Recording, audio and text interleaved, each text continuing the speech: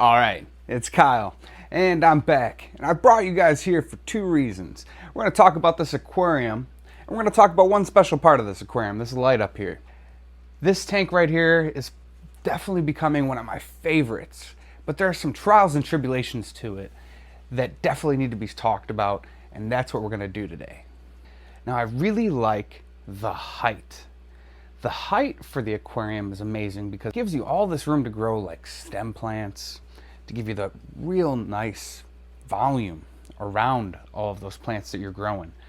You don't realize how much the negative space, like the negative space around your plants, enhances the way they look. For example, with crypts. Crypts like this size would take up about half the height of a 20 long. Once they grow to full size, you'll basically cover from top to bottom, and you won't have the ability to really witness the whole plant. In a tank like this, I've noticed that I get to see the plants for what they really are. You know, some other positives are the volume of water for my fish, right? They have a lot more room to swim. They have top to bottom, giving them more territory space, giving them the ability to get away when they don't want to. Also the ability to add hardscape that is higher, giving it a, more dynamic ability. We're talking a lot about the height of this tank, and I think what's interesting about the height of this tank, at least to me, is the idea that this specific aquarium represents a change for me. It represents a change from me going back to what really brought me to aquariums. Living art, right? The ability to make something that's really beautiful. The fight and the struggle that I have with this, though, is that an aquarium like this tall is an amazing work tank. Now, a lot of people would be like, what do you mean by that? What I mean is that with the height that this allows, it is an amazing plant farm. And I've struggled with just wanting to shove a bunch of stem plants in there to grow up a bunch of plants, to have more stuff to just be able to sell and provide aquarium plants. And I don't want to do that to this tank. I'm taking more of a step back from the business side and doing what I really love, which is living art. One of the negatives to lighting a tank that is this tall is you have to get light from the top all the way to the bottom. All right. And that's not an easy thing to do. If you're running a top, you're going to lose a little bit of light through the top, depending on what kind of top you're running. Then you have just all that water to get through. You have all the plants that are growing, assuming that you're growing plants in there, and getting that light to the bottom level of plants. That's hard in a tank that's this high. That was one thing that when Hygger reached out to me about this light up here. All right, that's the Hager Max Pro. I got the 60 watt version. There's two different versions. It was the one thing that drew me to this light, because I've had this aquarium for a while now, and I had it set up with a Ciora bar light. One of those just regular lights. It had a really yellowish tinge. The plants just never looked like they were doing that great. And to be honest, I thought that it was just going to be a failed experiment. I was like, man, I don't think I'm going to be able to light this aquarium correctly. I was wrong. All right. Hygger reached out to me, and my friend Nicole over there was like, hey, we have this new light. Super bright, super powerful. And originally I wasn't really thinking about doing another deal with Hygger or anything like that. But when I looked into the specs of this light and I saw how other people were using it, I knew it was going to be perfect. What you see here is it's one of these pendulum style lights. It's hanging above the aquarium, which to me lends itself perfectly to immersed growth style aquariums. Now what we have here is I have a wooden tree, right? A driftwood tree that I've built out of numerous pieces and placed together, and then wrapped a pothos around it, trying to give like a tree-like effect, right? This light's perfect for that, because what it's doing is it's actually giving off a lot of ambient light around, and I've even stacked up some plants here using it to grow some terrestrial plants as well. This light is powerful enough to reach all the way to the bottom of this aquarium. And the reason is because it's got that pendulum laser beam style light. Now you would think that a laser beam style light that's so bright like that would have bad spread as well. But as you can see here, that's not really the problem. It gets pretty decent spread. You could see, an angle of light similar to, we're probably cutting off like right around here-ish. Whoops. But yeah, we're cutting off like right around here-ish. And it gets a decent spread for this small light source, right? This light answered a lot of problems for me. It answered the height problem. It answered the problem of wanting to do an immersed style aquarium and not knowing how to light up top here. It also solved the problem that I didn't know was much of a problem. What I said earlier was all the plants with my old light looked really yellow. They always looked like they were dying. Never looked like they were living up to what they really could be, their true potential. This light started showing that to me. The coloration that comes out of this light really brings out the colorations of the fish, the plants, everything that's in here. I wish one of the males would come out because you can see the orange. The orange on those fins just pops so beautifully.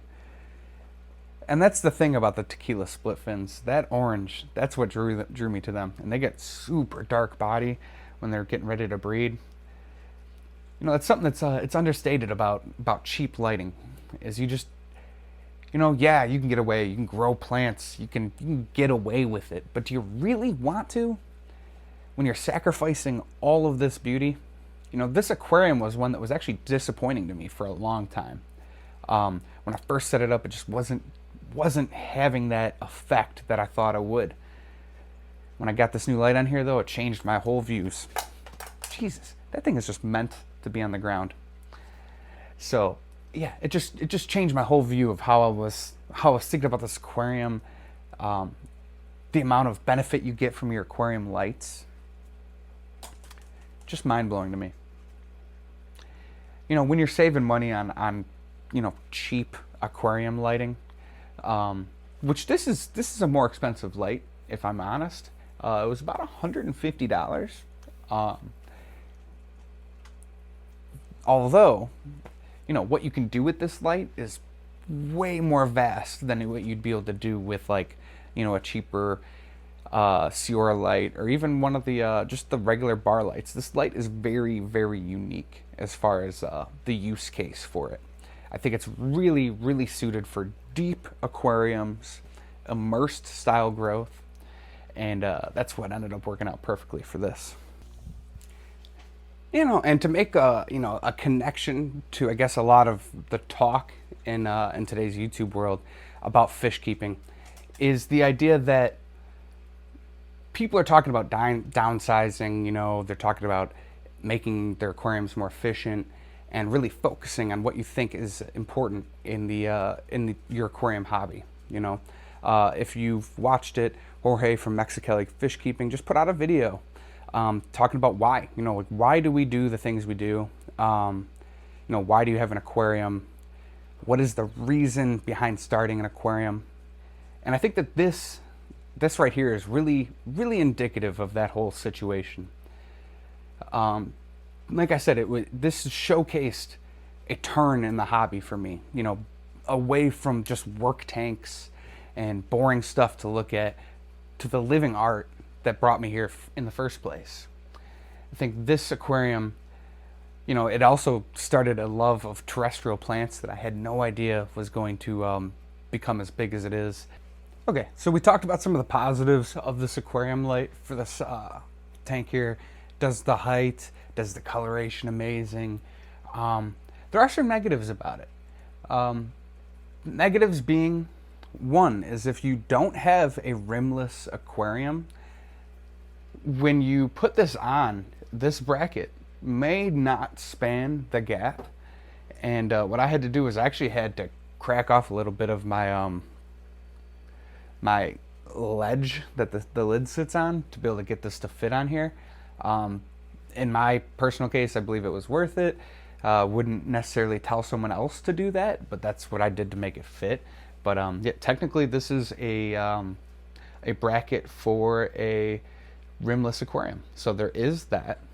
Another thing is, I'm not sure if you guys can hear it.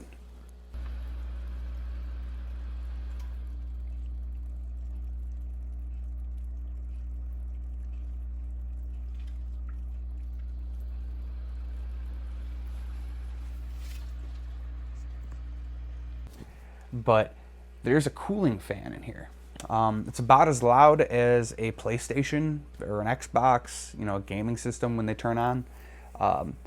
You will notice it when you turn it off. Once it's on for a while, you won't really notice it that much. But once you turn it off at the end of the night, if it's in your living room or whatever, you'll definitely notice that quiet. It's one thing that's been kind of like something I'm thinking about. I'm like, I don't know if it bothers me or if it doesn't. If it was in a fish room, would never even think about it. The fact that it's in my living room, I don't know. It doesn't really bother me that much. Like I said, until you turn it off at the end of the night, you really don't notice it. But once you turn it off, you're like, wow, now I can hear that difference. But yeah, I compared to, like, if you're running hang-on backs and you got water movement or you got bubbling, compared to all that noise or like an air pump, you're not going to notice this thing. So it's really not that loud. You know, I also had some friends tell me to keep in mind to take a bottle air duster, right, and make sure I keep that clean. That'll also keep some of that noise down, keeping the weight off that fan when it gets dusty and everything. So yeah, there's a cooling fan in here. It gets kind of warm. But honestly, as far as negatives, that's pretty much it. I mean, it's a little bit pricey, but not bad, especially for what you get. And if you had a really deep aquarium, like one of those monster aquariums, and you wanted to hang a light above it, and that really kind of like industrial, you know, minimalist kind of style, perfect light for that. Just ideal light for that. But besides for that, yeah, this is my tall aquarium. Wanted to show this off, wanted to get back into the groove of doing some YouTube, and yeah, so thanks for watching, guys. Check out the Hygger Max Pro light. I'll have that light in the description there if you guys are looking to get a hold of it or check it out. And yeah, catch y'all later.